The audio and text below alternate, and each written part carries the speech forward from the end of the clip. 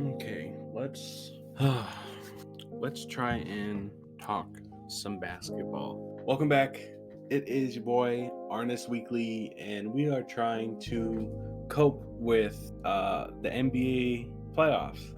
But seriously, we got three great games to talk about. Let's talk about the Raptors Sixers. I didn't watch a ton of that game, but let's talk about it. I tried to watch a little bit, and I didn't get to watch a lot because I was watching the Bucks and the Bulls game, but I tuned in a little bit and I got to see some play. Let's start with the 76ers. Embiid is looking like an MVP player, and he is proving why he is a top five player in the NBA right now. And he deserves all of the credit because he truly is showing that he is basically unstoppable on offense, and he is the biggest threat on offense on anyone on the court at any point in time, and that he is actually proving people wrong. I don't even want to say proving people wrong, but he's not being a liability, or he's not being as bad as people say he is on defense. He truly is a top 5, top 3 player in the league right now, and it is really awesome to watch. Excuse me. Tobias Harris is playing like the true third option that they were hoping for him to be for the past couple of years, and he had two really great games back in Philly, and he just continues to be a really, really great third option. He's getting his shot. He's getting to where he needs to be. He's hitting shots from deep. He really is like finally hitting that stride in that role as that third option, as that scoring threat. Not so much as like a two-way player, but being at least enough of a plus on the offensive side to make up for his basically manageable, serviceable defense. James Harden is playing great. He's starting to catch a stride a little bit. Some of his plays, getting to the basket, getting past guys, something that he would do back in like 2018 and 2019. He's really starting to do now, which is really awesome to see. People are still like saying, "Oh, they're foul merchants and whatnot," and they have always been players. Harden and Embiid have always been players who try to get to the free throw line because it's an easy way to score, and it's the best way to score is when you have an option for a free shot attempt. So Harden is playing really great, and I'd say Maxey is the best luxury right now for the team. A team that has Harden, great all-time scorer, Embiid, who's a top 5, top 3 player right now, Harris, who's starting to come into his own offensively, finding his, or truly living up to that role. But Maxey he's not, I don't want to say he's breaking out in terms of like he's just now starting to be good, but he's truly shining in that role as a ball handler who can get to the rim, who can make open shots, who can be a boost on offense, even with people who are already like offensively potent. So it's really great to see. He's so much fun. Like as soon as he gets the ball and he's like, whatever he decides to do, it just brings excitement because it's like, okay, what's he gonna do next? Is he gonna try to get to the paint? Is he going to kick it out for an open three, or is he gonna take an open three, or is it gonna be off the dribble three? It's just really fun to watch. I think the starters just overall had a really complete game. They scored really well. They played a lot of minutes, which is really concerning about their depth, and whether or not they're going to be able to sustain this kind of offensive play. But they are really good. Even if they got a little bit muddied up in the first half or so by Toronto, they started to show why that they're as good as they are offensively, and it was just a really complete game overall. Like I said, the bench is probably the biggest concern. No Korkmaz tonight. No, Korkmaz didn't play, and there was no play from Millsap, who really hasn't found a great role in that lineup, in that rotation. But no Korkmaz, and it's just, you worry a little bit. How much are they going to be able to rely on? How much are they going to be able to rely on? What's his face? On like okay, I wanted to make sure. Like, Paul Reed, he got 9 minutes. DeAndre Jordan played like less than a minute, but Shake Milton playing 11. Niang playing 23, who played pretty well. He did what he's supposed to do. He hit 3 threes. He was 3 for 4, 9 points. But when he doesn't really do anything else, and he's just kind of like a body to be out there and to make open shots or to make corner threes or run a couple sets for 3, it's going to be really difficult for them in the long run. So we'll see. They're up 3-0 right now. Doc Rivers has a reputation of blowing 3-1 leads at least. I mean, he did it with the Clippers 3 times, I think, and they did it last year, I'm pretty sure, or at least they blew a lead, some sort of a lead. So I don't think so. No team has ever come back from a 3-0 deficit. I think this is going to be wrapped up in 4, honestly. I just don't think I don't want to say it's going to be wrapped up in 4. I can very well see it going to 5. I can very well see Toronto at least getting 1 game. A game was super competitive. We'll talk about why that they could have won this game, and they could have made it a 2-2 series had they won the next game. The Raptors, Achua played great off the bench. He had 36 minutes, but Siakam and Fred VanVleet put up stinkers. They really did not help their team out tonight. I mean, they had 12 and 12. They had 24 points combined, but they shot 6 for 16 and 3 for 13. So combined 9 for 29 is not great from the 2 people you expect to be like the primary initiators on offense, whether it be driving to the paint, getting like inside out looks, or Siakam coming off some screens, or even just like off the dribble 3-point shooting. It's really tough when you have to rely on OG and Gary Trent to do everything. It's really difficult, especially with, Khem Birch basically got played off the floor. He couldn't defend Embiid whatsoever.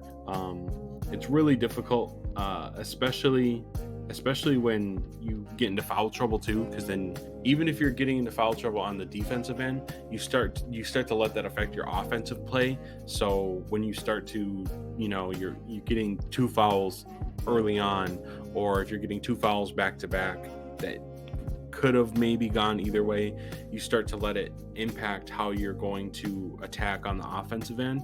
And so it just wasn't like watching the recap of it all. It really was like Gary Trent and OG Anunoby to be the guys to do it all. But those 2 late free throws that Precious missed, that would have been it. Even just one of them would have changed the outcome of the way Philly approaches the next possession. Maybe not a ton, but it's just, I know you're not a great free throw shooter, but at least making one, or if he's not a great free throw shooter, getting in position to try and go after an offensive rebound, it's really tough. Nick Nurse has no answer for Embiid right now, which is kind of ridiculous in my eyes, because I think for someone who is able to game plan against a struggling team like the Bucks, 2 years ago, it's just really bad when you have tons of ISO offense and then you don't have like what am I trying to say? You don't have like a identity on defense, and you're kind of just letting Embiid and Harris guys get into the rim every other play and getting open shots, even if they're not like open, they're mildly contested. It's still letting that happen. You're not getting the ball out of anyone's hands. You're not forcing Harden to have to play make. You're not forcing Maxey to struggle to penetrate to get into the paint. I mean, Harris can put up a couple dribble moves and a shot fake, and he's at the rim in 2 dribbles. I just think that's kind of unacceptable for a Nick Nurse-led defense. And like I said, that offense, it's not sustainable. It fiddled out towards the end when you're having to rely on Gary Trent. Boucher had very little impact, and Achua to be the players on offense that are leading you to go against a top 3 player and a top 5. I don't want to say top 5 player, but like a top 10 at least distributor, someone who can easily go like 4 for 6 in a quarter for 3, and it's really difficult. And I'm really surprised that Nick Nurse is kind of letting this happen. But let's go into the Celtics. Let's go into the Celtics and Nets game. I think the Celtics and the Nets are in trouble. Let's start with the Nets. Kyrie didn't really have a great game. He played okay. He didn't play like terrible or anything, but the kind of dominating thing with Kyrie was the entire was the entire whole fasting thing, breaking his fast, and he just seemed a little bit off. He seemed a little bit off last night. I'll hold off on the KD part first. Bruce Brown had a really, really good game. Dragic had a really great game, and Drummond played pretty well offensively. He actually started to assert himself, and he started to go after offensive rebounds, and he got to the line. Even though he didn't shoot great from the free throw line, I know he missed at least like 2 or 3 free throws. That is what you want to see out of your role players, and I talked about it in a previous video. We said that Dragic, who else? Patty Mills, Seth Curry are going to be huge in terms of making sure that they can stay in games. And I just want to say this. It feels like anytime Seth Curry touches the ball, he travels, whether it be setting his feet or starting a dribble drive or like a catch and shoot situation. It constantly feels like he's traveling whenever he gets the ball. But like I said, Dragic had a really great game. He was just taking it to the rim, whether it be like taking 7-footers, 8-foot jump shots, or trying to get to the rim for layups. He really tried to assert himself when he knew that KD was struggling, because it does not matter where KD goes on the court. They are going to body him. It's going to be Brown, Smart, Horford, White, Tatum. It doesn't matter who it is. Pritchard, Grant Williams was all over him all night. Grant Williams was being probably the most physical out of anybody, except for maybe Jason Tatum or Marcus Smart. But I just think KD is going to have to answer, and he's going to have to do something, whether it be calling for more screens instead of just trying to fight to get open. Because it seems like on the broadcast they would highlight, it doesn't like, before KD even gets a chance to touch the ball, he's going through 3 Celtics defenders, and not even his primary defender, but it feels like Brown could be hedging, and then KD's trying to cut through, and Smart gives him a bump to make sure he doesn't get to his spot wherever he wants, which I'll talk about in this Bucks-Bulls matchup, which is something that I think the Bucks should do. But anyways, KD struggles turning the ball over, going like 0 for 10 in the second half for like a huge stretches. Obviously not ideal for the Nets, but it's really difficult when you're trying to play a team that has such great like a duo in Brown and Tatum, that if you're trying to just completely run through one player but they're bumping them at every chance, it's going to be really difficult to have the sustainable offense, even when they're allowing Dragic and Curry and even Mills or Drummond kind of not have the offense run through them, but add their supporting additional points or their shots and whatnot. And then I know Kessler Edwards played a little bit, and there's a particular play where I think he was guarding either Brown or Smart, and they start coming, I think it was Brown, and he goes up for a curl around like the 3-point line, but there's a simultaneous back cut that Smart does, or I don't remember who it was specifically on the Celtics, but that's what I said before is when you have to rely on a rookie, especially on the defensive end, who doesn't have the greatest awareness yet for the type of offense that the Nets run, or just like in general an NBA offense, when you have to rely on them to make plays, to understand the game fully as what's happening, when he gets caught looking at the 3-point line and then he has a guy coming right behind him cutting to the basket and then eventually leading to a foul for 2 free throws, it's not ideal basketball, and it's going to really, really cause a lot of problems later on in the series, because I don't expect the Nets to get swept, but if they don't change something now, especially on the defensive end, to try and get out in transition, try to get to their spots early, they're going to struggle, and it could be an early series.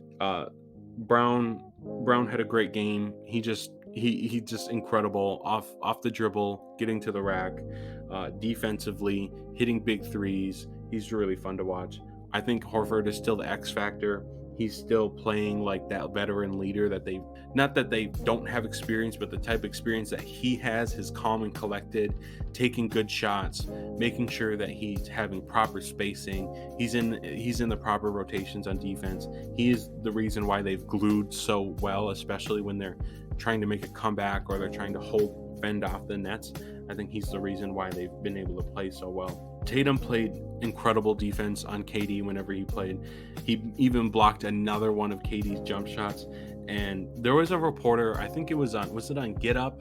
No, it wasn't on Get Up, but it was on like some NBA morning talk, and some some media reporter, she was saying that like you can't block KD's shot at its pinnacle or like at the peak of KD's shot, that it can't be blocked, when Tatum already blocked it in game 1, and he blocked it at least one more time in game 2. So that needs to be, especially right now in this series, I don't want to say it needs to be deaded, but it needs to not be this whole idea that KD can't be blocked, or KD's offensive prowess is so incredible that he can't be stopped, because clearly he can be.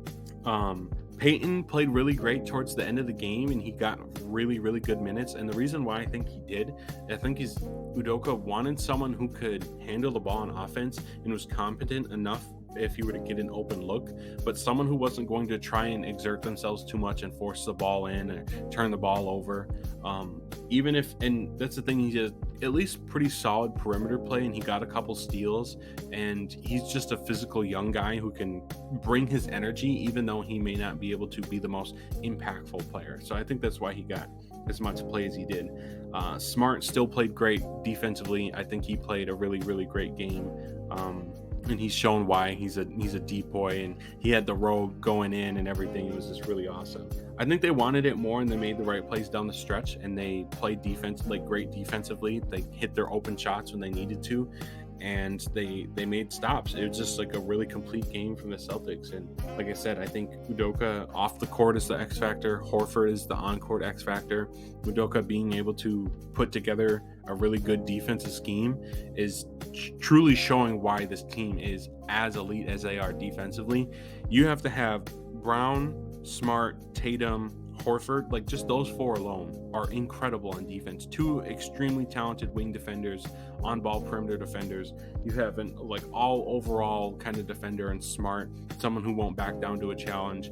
He'll switch on pick and rolls. He'll guard a roll man. He'll fly out. He's just all over the place. And then having Horford be your rim and paint protector, the Celtics are truly the team to beat right now. I really think they are, because the Bucks and the Bulls, what a game. I don't even know where to go with this one. I'm going to try and keep it short. I'm going to try and just read off the bullet points that I have. I talked a lot about the Sixers, even though I didn't watch a ton of the game. It's just the Bucks and the Bulls. It was a sloppy game one. Regardless of whatever you think about how, like, oh, it's exciting basketball, the Bulls played pretty good in game one, and they still lost, even though that was the game that the Bulls could be up 2-0 right now. But the Bucks should be up 2-0 right now, considering what they're capable of offensively and defensively. But the Bulls, I think DeRozan had even said, you know, a lot of these guys, they've had their struggles with them in the past, but the regular season is done. It's time to start over, and it's time to kind of rewrite the reputation that the Bulls have, and they did so. Even in game one, even though they struggled from shooting, DeRozan was 6 for 20 something, you know, XYZ, they still proved that they are a threat and that they can be a good threat and a legitimate team. So for the Bucks, Holiday was horrendous. I think that's the easiest thing that you can look at, like the biggest takeaway you can get from the game.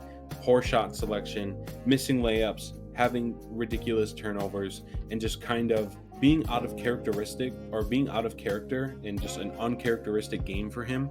Not that I want to say that it's uncharacteristic for him to struggle in the playoffs, because last season he struggled too. He had his struggles layup wise, making shots, his shot selection, just kind of feeling like he didn't weld really well, and it's starting to come back. So I think that's the biggest, most glaring thing you can look at was Drew Holiday's performance. Budenholzer has zero urgency, has shown over and over how incompetent he can be.